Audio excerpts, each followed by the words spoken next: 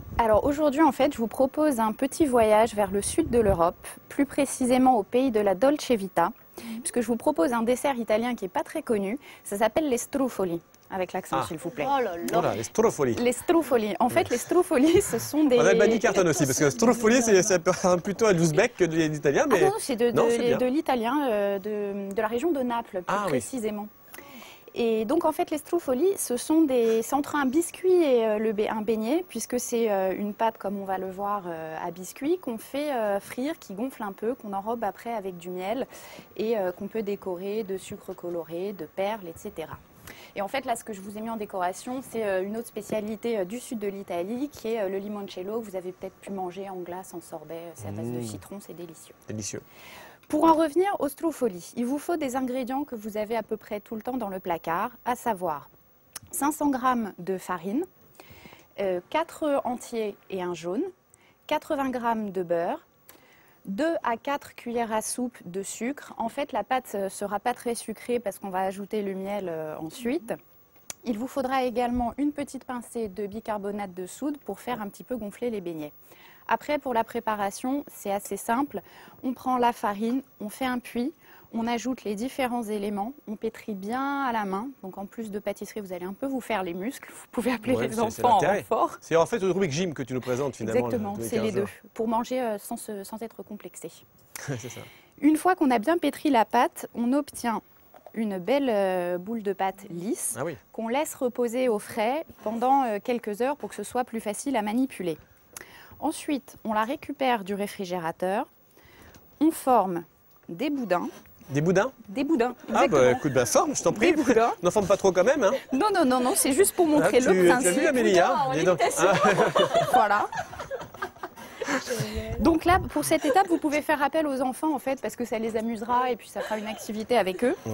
Vous détaillez le boudin qui a fait à peu près 1 cm de large en petits morceaux. Oh, c'est peut-être un petit boudin à ce niveau-là. Voilà. Vous les roulez légèrement pour arrondir les angles, exactement. Très attentive Amélie, hein. Je ne sais pas si tu cuisines un petit peu Amélie. Tu fais des gâteaux à la maison? Ouais, je fais plein de trucs. Ah, voilà. Tu pourras entraîner le petit bout de chou comme ça. Oui, il est un peu petit là quand même. Il a 8 mois, je suis pas sûre qu'il fasse des boudins. Alors, pour l'étape suivante, en revanche, on éloigne les enfants, puisque une fois qu'on a tous les petits morceaux de pâte, on les fait frire. On obtient des billes de biscuits légèrement dorées en fait, parce qu'il ne faut pas que ça soit trop brun. C'est un peu croquant quand on fait frire ou faut que ça reste... Exactement, si, ça reste croquant et c'est moelleux à l'intérieur, mais le principe c'est que ça reste un peu croquant. J'ai bon alors. Exactement. Pour une fois, je sors un truc qui tient la route en cuisine. Exactement. On prend ces petites billes qu'on ajoute à du miel qu'on fait réchauffer, tiédir pour qu'il enrobe mieux les grains. Et on obtient à la fin des petites billes, donc toutes luisantes de miel et qu'on peut décorer en fait de vermicelle et de sucre coloré.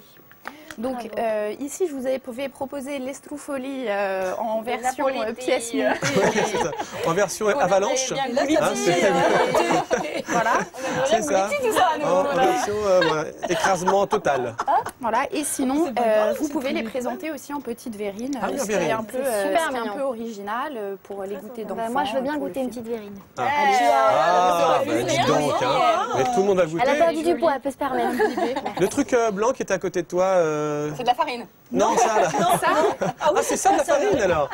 Là, c'est la bouteille blanche. Alors, ça c'est la crème de limoncello, qui est donc une crème à partir de la liqueur de citron qui est typique du sud de l'Italie. Ouais. Et en fait, j'ai oublié de vous dire que la pâte, on peut l'aromatiser avec le limoncello ou l'arôme qu'on veut. Pour donner du goût. Et ajouter exactement un peu de zeste de citron. Donc c'est une recette économique qui est assez rapide à faire et qui est très festive. Bon, ça colle aux dents pendant 3 heures, mais ensuite, par contre, on est bien. Vous remarquez que j'ai pas mangé, hein? Je sais pas, comme ça, pour une fois. Autre chose, non? C'était tout? Pour aujourd'hui, c'est en tout cas, je te félicite, ma chère Débo. Donc, on te retrouve sur ton site debogâteau.com. Et puis, toujours des recettes originales. Et souvent, les enfants sont amenés à participer. Bah, c'est super. Merci beaucoup. Reste avec nous avec tes comment? Struffoli. Struffoli, c'est ça. Sacré struffoli.